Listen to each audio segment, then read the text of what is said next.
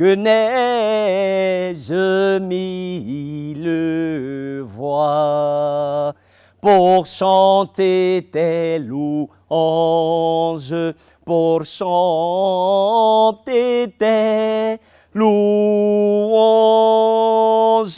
et faire monter jusqu'aux anges les gloires de ta croix, les gloires de ta croix, les gloires de ta croix, les gloires de ta croix, les gloires de ta croix, les gloires de ta croix. Seigneur, que n'ai-je mille voix pour chanter tes louanges et faire remonter jusqu'aux anges les gloires de ta croix. Fidèles téléspectateurs, soyez salués, soyez bénis. Merci de m'accueillir, de m'accepter chez vous. Merci pour ces instants que nous allons passer à découvrir l'histoire de ce merveilleux cantique qui est rempli lui-même de tout un symbole. Vous allez comprendre pourquoi. Oui, c'est pour ça que je dis, en sachant ce qu'on chante, on chante mieux. Saint Augustin, un chrétien du IVe siècle déjà, disait « Qui bien chante, prie 2 fois ». Alors, pour prier 2 fois, il faut bien chanter. Et pour bien chanter, il faut non seulement connaître la mélodie, il faut connaître les paroles, mais il est aussi bon de connaître l'histoire du cantique et de connaître la source biblique du cantique. C'est ce que le Seigneur nous met à cœur de partager avec vous. Alors, ce cantique, Seigneur, que n'ai-je mille voix pour chanter tes louanges? Ce cantique, naturellement, trouve sa source dans la parole de Dieu, dans le psaume 35, le verset 28. « Et ma langue célébrera ta justice, elle dira tous les jours ta louange. » Alors, nous avons aussi le psaume 96, les versets 1 à 3 qui disent « Chantez à l'Éternel un cantique nouveau. Chantez à l'Éternel, vous tous habitants de la terre. Chantez à l'Éternel, bénissez son nom. Annoncez de jour en jour son salut.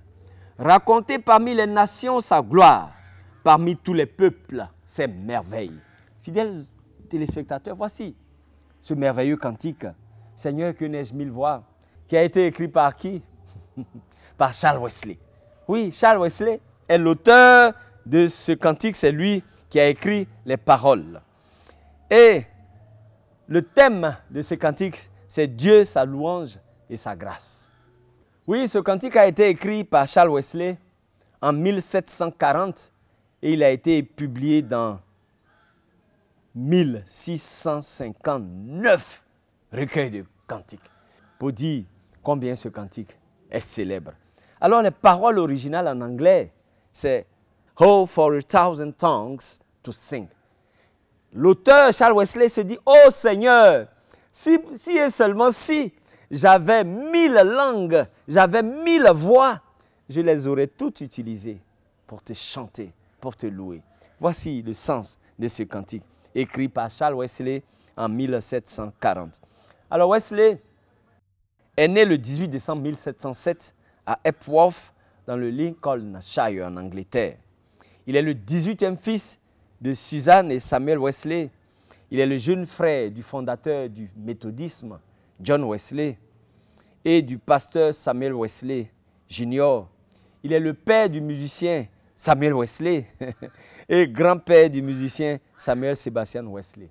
Il est diplômé en langue et littérature classique. Il fut consacré pasteur en 1735. Il a écrit plus de 8000 cantiques. Il est décédé le 29 mars 1788 à Londres, en Angleterre, à l'âge de 80 ans. Voici l'auteur. Ce cantique a été traduit de l'anglais donc en français par le pasteur Ruben Silence, que vous connaissez, qui est l'auteur ou le traducteur d'au moins 160 des cantiques contenus dans le recueil de cantiques sur les ailes de la foi. La musique originale est de Karl Gustav Glaser. Karl Gustav Glaser a écrit la musique originale en 1828 et cette musique a été arrangée et harmonisée en 1839 par le célèbre musicien Lowell Mason et qui a publié donc la musique dans 739 recueils. Alors, vous voyez bien, fidèles téléspectateurs, ce cantique a été publié, les paroles, dans 1659 recueils et la musique dans 739 recueils de cantiques. Karl Gustav Glaser est né le 4 mai 1784 à Weiss-Benfels, en Allemagne. C'était un compositeur allemand, contemporain de Beethoven. Glaser a reçu son éducation et sa formation musicale de son père, parce que son père était un compositeur et un chantre à l'église de la ville. Il fut directeur musical à Barmen en 1815, où il enseignait la voix, le piano et le violon. Il était célèbre pour ses compositions et sa direction chorale. Il a composé 5 cantiques. Glaser est décédé le 16 août 1829 à Barmen, en Allemagne, à l'âge de 45 ans. La musique que nous connaissons, donc que nous chantons aujourd'hui, est de Thomas Jarman. Thomas Jarman a écrit la musique que nous connaissons dans notre gloire à Dieu. Il l'a écrite en 1803. Alors, Jarman est né en 1776 à Clipstone, dans le Northamptonshire, en Angleterre. Jarman était le fils d'un couturier prédicateur. Jarman a été formé dans l'atelier de son père, mais son talent musical interférait avec son travail de couturier. Il s'engagea très jeune dans la chorale de la chapelle baptiste de Clipstone, sa ville natale, et très tôt, il commença à composer des hymnes et des anthèmes. Il était un homme raffiné, avec une présence imposante, une autodétermination et doté d'un don considérable de l'ironie. Il connut beaucoup de succès en tant que directeur de chorale et de concert et passa plusieurs années à Leamington. Il a composé plus de 600 cantiques, sans compter les anthèmes et autres pièces. Il a édité 3 recueils de cantiques. Jarman a négligé son travail, ce qui l'a rendu pauvre et aigri. Jarman est décédé le 19 février 1861 à Clipstone, n'est-ce pas, dans le Northamptonshire, en Angleterre, à l'âge de 85 ans. Sur l'épitaphe de la tombe de Jarman, il est écrit « Adorable fils, de la louange, humilité était ton credo. Tes souvenirs seront à jamais gravés dans nos mémoires. » Fidèles téléspectateurs, voici ce cantique de Charles Wesley avec une première musique de Glaser et une deuxième musique plus connue de Thomas Jarman. C'est vrai, dans le monde anglo-saxon, la musique qui est la plus connue, c'est celle de Gustav Glaser. Mais nous chantons souvent l'air de Thomas Jarman. Alors, ce grand classique est chanté sur 9 airs différents. C'est-à-dire qu'il y a 9 musiciens différents qui ont posé leur musique, leur partition musicale sous les paroles de ce cantique. Wesley a écrit cet hymne pour commémorer le premier anniversaire de sa conversion au christianisme. Cette origine se reflète dans les paroles. En ce jour heureux, nous dit-il, le soleil glorieux de la justice a surgi. Comme j'ai eu à le dire dans une de nos émissions, Wesley, quand il s'est converti, le premier cantique qu'il a écrit, c'est « Dans ton amour, divin sauveur ». C'était en 1738. Et donc en 1739, un an après sa conversion, comme pour célébrer sa nouvelle naissance, il va écrire ce cantique. Pour dire, Seigneur, voici un an que je me suis donné à toi. Voici un an que tu m'as rencontré dans mon cachot. Voici 1 an que tu as brisé mes chaînes. Voici 1 an que ta lumière a pénétré dans ma vie. Voici 1 an que ton Esprit Saint s'est révélé à moi et est venu habiter en moi. Et il s'est souvenu de cette date et il a écrit ce cantique au premier anniversaire, à l'an 1 de sa conversion. Il a écrit ce cantique. Wesley était quelqu'un de super, quelqu'un, je ne sais pas comment le qualifier, mais il avait une hymne pour chaque circonstance. La première strophe qui a donné le titre au cantique est le 7e vers du poème de John Wesley. Wesley souffrait d'un accès de pleurésie, c'est-à-dire une inflammation de la plèvre avec un épanchement, un liquide qui s'écoule. C'est une maladie qui touche le poumon, les médecins vous le diront.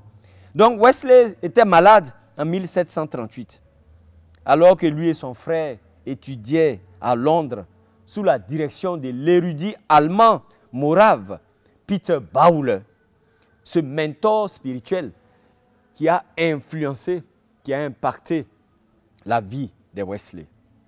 À l'époque, Wesley était en proie à des doutes extrêmes sur sa foi. Wesley ne savait pas si effectivement il était chrétien. Alité sur un lit de malade dans la nuit du 20 au 21 mai 1738 à minuit, Wesley a reçu la visite d'un groupe de chrétiens qui lui ont donné un témoignage et des soins de base. Et il a été profondément touché par cela. Wesley a commencé à lire la Bible et s'est trouvé profondément bouleversé par les paroles et en paix avec Dieu. Peu de temps après, ses forces ont commencé à lui revenir. Il a écrit le témoignage de cette expérience dans son journal et l'a saisi comme un renouvellement de sa foi. Lorsque son frère John a vécu la même expérience, le 24 mai de cette même année 1738, à 20h45, les deux hommes se sont rencontrés et ont chanté « Dans ton amour, divin Sauveur », l'hymne que Charles avait écrite en reconnaissance à Dieu pour son renouvellement et son réveil. 1 an après donc cette expérience de conversion, Wesley il a été pris d'un désir d'écrire une hymne. Celle-ci en commémoration du renouvellement de sa foi. Fidèles téléspectateurs, Wesley a donc écrit cette hymne pour commémorer, n'est-ce pas, sa conversion. Wesley, il est merveilleux. Comme lui-même, il dit, oui, il dit « Gloire à Dieu, la louange et l'amour lui soient jamais donnés. » Et il a écrit ce cantique qui a été publié en 1740 sous le titre « Pour le jour anniversaire de ma conversion ». Donc le titre original de ce cantique de Wesley, c'est « Pour le jour anniversaire de ma conversion ». Vous voyez Wesley, il a attaché certes du prix à sa naissance physique, biologique, en 1707, mais il a attaché du prix aussi à sa naissance spirituelle qui est intervenue en 1738, après 3 années de service pastoral. Alors il a écrit ce cantique pour commémorer, n'est-ce pas, sa conversion. Le 7e vers, n'est-ce pas, qui commence par « Oh, 1000 langues à chanter » est maintenant et invariablement le premier verset d'une hymne plus courte qui rappelle les paroles d'une remarque anodine de Peter Bauler. Alors, rappelez-vous, Peter Bauler, c'est ce morave allemand avec qui les Wesley étaient sur le bateau et qui a impacté leur vie lorsqu'ils partaient aux États-Unis, en Amérique. Donc, ce morave Bauler a impacté la vie de Wesley. Et le cantique « Ô Seigneur, que n'ai-je 1000 voix » était une remarque de Bauler. Bauler a dit « Si j'avais 1000 langues, je les aurais toutes utilisées pour te louer. » Voici ce que Bauler a dit. Et comme Bauler était celui qui a impacté la vie de Wesley, alors Wesley a saisi cette phrase de Bauler pour écrire ce cantique. L'hymne a été introduite d'abord dans le recueil d'hymnes méthodistes de John Wesley, publié en 1780. Elle est apparue dans tous les hymnes méthodistes wesléens de cette époque jusqu'à la publication des hymnes et des psaumes en 1983. L'hymne « Seigneur, que n'ai-je 1000 voix pour te chanter » a été écrite, fidèles téléspectateurs, suivez bien, pour le dimanche 31 mai 1739, le premier anniversaire de la conversion de Wesley. Et ce dimanche 31 mai 1739 était le dimanche de Pentecôte. Fidèles téléspectateurs, suivez bien l'histoire de ce cantique. Charles Wesley, réveillé, converti, nous donne « Dans ton amour divin sauveur ». En 1739, un an après sa conversion, Charles Wesley va écrire ce cantique pour dire merci au Seigneur. Pour dire, Seigneur, tu t'es donné à moi. Tu as permis que je puisse te consacrer ma vie. Tu as illuminé mon cachot. Tu as brisé mes chaînes. Je me suis réveillé et je t'ai suivi. Cela est écrit dans le journal intime de Wesley. Et c'est après, pour célébrer donc cette conversion, qu'il va écrire ce cantique, le jour anniversaire. Oui, à nos anniversaires, on mange des gâteaux, on boit. Mais Charles Wesley, à son anniversaire de conversion, il a écrit ce cantique, « Seigneur, que n'ai-je mille voix pour te chanter ». Et ce cantique qu'il a été écrit non seulement pour son jour anniversaire, mais a été écrit aussi pour le jour de Pentecôte, le dimanche du 21 mai 1739. Premier anniversaire de sa conversion, qui était un dimanche de Pentecôte. Voyez-vous les similitudes? Wesley qui se convertit après 3 années de pasteur, il est consacré pasteur en 1735. Il se convertit en 1738. Il nous donne le cantique de sa conversion, « Dans ton amour divin sauveur », le gloire de 435. Et en 1739, au premier anniversaire de sa conversion, un dimanche de Pentecôte, le 21 mai 1739, il nous compose ce cantique pour dire, Seigneur, si j'avais 1000 voix, j'allais toutes les utiliser. Comme pour dire, Seigneur, mais pourquoi tu ne m'as pas donné 1000 voix pour que je puisse toutes les utiliser pour te louer? Voici, fidèles téléspectateurs, ce merveilleux cantique, la conversion de Charles Wesley, a donc eu lieu 3 jours avant celle de John, qui a été faite par la célèbre réaffirmation de sa foi à la chapelle d'Aldersgate. Oui, les méthodistes, nous connaissons bien l'histoire de Aldersgate, puisque nous avons une journée. C'est en cette journée-là que Charles Wesley, n'est-ce pas, a réaffirmé, n'est-ce pas, sa consécration dans la célèbre chapelle, sa consécration. Il a réaffirmé sa foi. C'est pour ça que nous avons une journée dans notre lectionnaire Aldersgate. Alors, la signification de cet hymne dans la tradition méthodiste est symbolisée par son apparition comme la première hymne dans le recueil United Methodist Hymnal. C'est le premier cantique qui a été introduit dans le United Methodist Hymnal ou encore UMH en 1989. Isaac Watts, un des contemporains de Wesley, a introduit le chant d'hymne comme une expérience commune. Watts a jeté le pont entre le chant métrique rigide des psaumes, l'expression plus libre des hymnes, et est souvent appelé le père de l'hymnologie anglaise. Mais vous voyez, à l'époque de Isaac Watts, on ne chantait que les psaumes. Si un autre chant était chanté, on disait que c'était un chant de composition humaine.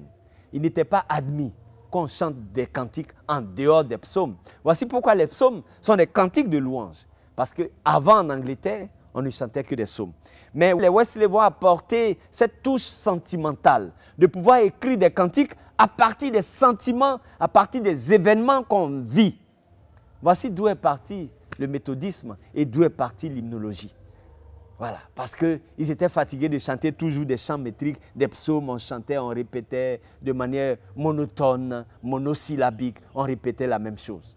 Mais les Wesley ont apporté cette vie, ils ont apporté ce sentiment, ils ont apporté ce ressenti, ils ont apporté cette expérience personnelle dans l'écriture des cantiques. En cela, Charles Wesley et son frère ont été les pionniers de l'hymnologie telle que nous la connaissons aujourd'hui, pouvoir nous exprimer au travers de nos sentiments. Dans le texte du recueil United Methodist Hymnal, Wesley utilise dès le début l'hyperbole avec « Oh, 1000 langues pour te chanter ». Voici, c'est pour ça, Seigneur, que n'ai-je 1000 langues pour te chanter. Mais Wesley dit « Oh, for 10,000 tongues to sing ». C'est-à-dire, Seigneur, si j'avais 10 000 langues, même si j'avais 1000 langues, je les aurais toutes utilisées pour te chanter. Et pour accentuer davantage la nature émotionnelle du poème. Vous voyez, c'est une émotion. Il dit, oh Seigneur, si vraiment tu m'avais donné 1000 voix, cela dénote du sentiment qui régnait dans la vie de Charles lorsqu'il nous a composé ce cantique. Donc Wesley utilise des thèmes, il oppose l'obscurité du péché à la lumière précieuse du sang expiatoire de Jésus. Parce qu'il dit, si j'avais 1000 voix, j'allais toutes les utiliser pour te louer. Il dit, humilions nos cœurs. Il remplace nos peurs par la joie d'une nouvelle vie. Et ce contraste souligne la nature de la propre conversion de Wesley. Fidèles téléspectateurs, plus de 2 siècles après la composition de ce cantique, comme je l'ai dit, qui a été écrit en 1739, cet hymne continue de nous parler. Et Wesley nous exhorte à louer le Seigneur. Wesley nous exhorte à dire merci au Seigneur. Wesley nous exhorte à utiliser nos voix pour louer le Seigneur. Wesley nous exhorte à donner nos vies au Seigneur pour que notre louange soit parfaite. Et il le dit, Seigneur, que n'ai-je 1000 voix, que n'ai-je 1000 voix pour te louer. C'est un merveilleux cantique d'adoration, d'action de grâce qui reconnaît la toute grandeur de Dieu et pourquoi est-ce que nous devons le louer. Seigneur, que n'ai-je 1000 voix pour chanter tes louanges, pour chanter tes louanges et faire monter jusqu'aux anges les gloires de ta croix, les gloires de ta croix, les gloires de ta croix. Que ce cantique résonne dans vos cœurs. Je prie que nous puissions louer le Seigneur malgré les circonstances et que cet hymne anniversaire de la conversion de Charles Wesley au christianisme puisse nous inspirer, nous aussi, que nous puissions donner nos vies au Seigneur et que nous puissions le louer en tout temps et en tout lieu. Que Dieu vous bénisse, que Dieu vous garde. Soyez bénis au nom de Jésus. Amen.